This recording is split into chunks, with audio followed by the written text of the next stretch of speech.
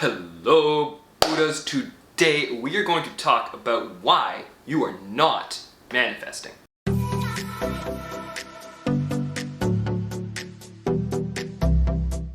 Now, Buddhas, before we get started, I've got a playlist down in the video description that you can help binge watch to accelerate your spiritual awakening. It's a win for both of us. Now, why are you not manifesting? Well, actually, it's quite straightforward and incredibly simple, and I can't believe I haven't talked about this yet, but you're inconsistent. How do I know that? How do I have the wherewithal to say that, the gall to point my finger directly at the camera and say, you are inconsistent? Well, actually, it's because I can see myself in the camera viewfinder, and most of these videos are actually just me talking to myself. So, now that that's out of the way, hi, Buddhas, you're inconsistent. That's the problem. You go and you watch a technique. You do the scripting, you do the thinking, you do the visualizing, you do the whatever the little thingamajigger is, and then you give up.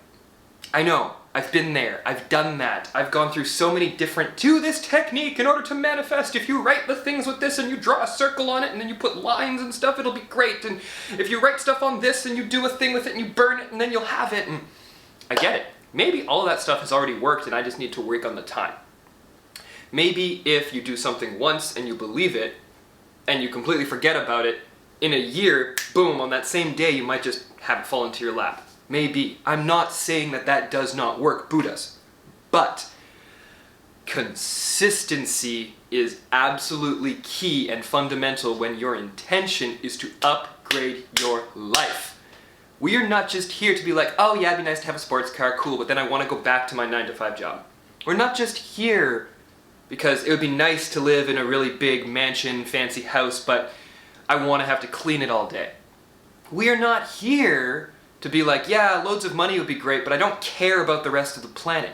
No, Buddhas, we are here to be affluent, to be fantastic, and to do it with and for the greater good of the entire universe. I know that sounds like a lot to take in, but really, Buddhas, this is the key. At the end of the day, kitty cameos, at the end of the day, Butterscotch wakes up every morning and asks me to feed him at 5 a.m. every single day, right? Right. I do that every single day. I get up and I feed the cat because that's his consistent state of being hungry in the morning. I'm gonna put you down now, okay? So, we have a pattern, we have a consistency. We've been doing this for months and it doesn't feel weird to me anymore. 5 a.m., boom, I'm up. But it took some time for me to be okay with that. It took some time for the repetition, the repetitive action to become that set point, that new state. It's the same with meditation. It's the same with practicing any sport. It's the same with running your first 5K, let's say. It's the same with getting on a bicycle. You're not going to be incredibly amazing and perfect at it the first time. You might be great at it the second time, but the first time might be a little challenging because you're figuring it out.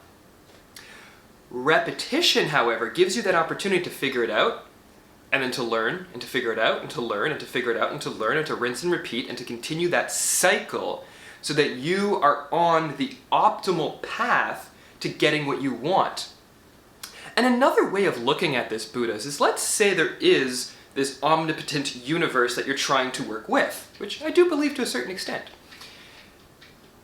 If you want to set a new set point of success and affluence and awesomeness in your life, however you define that, that awesome level of you, then A, you have to accept that you're kind of already there, and B, you gotta show the universe that you mean it, that you are playing to win, the stakes are high, and you are all in on life. Because if you're just kind of playing it half-ass a little bit, be like, all right, universe, I'm gonna write some things down, but then like, I'm gonna totally forget about this most of the day and just be a complete utter ego for the rest of the afternoon, and then I just expect it to show up tomorrow morning.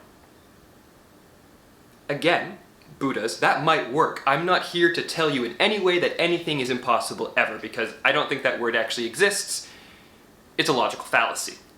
But if you constantly put in that work and you constantly show up to the job and you constantly attend life, then Buddhas, you are really putting in what life is hoping to get out of the existence of you.